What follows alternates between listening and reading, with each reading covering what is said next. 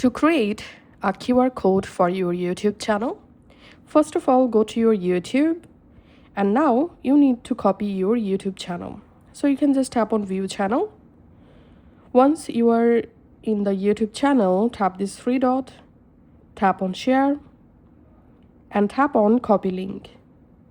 Once you successfully copied your YouTube channel link, now open a browser and search for QR code generator, and here you find lots of websites. You can use any of them to make a QR code. So I'm going to open this website, qrcodemonkey.com. Once you are in this website, in this URL box, you have to remove the current URL from this box, and you have to paste your own YouTube channel link. Once you added your YouTube channel link, now here we can see a QR code preview. If you want to customize, you can tap on Set Color. Then you will be able to select a different color for the QR code. Then you can add a logo image. You can customize design from here.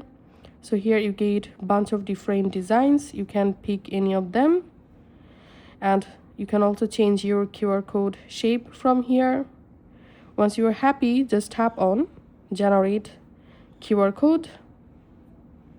And here we can see my QR code successfully generated. Now just go ahead and tap on Download. And you need to close ads.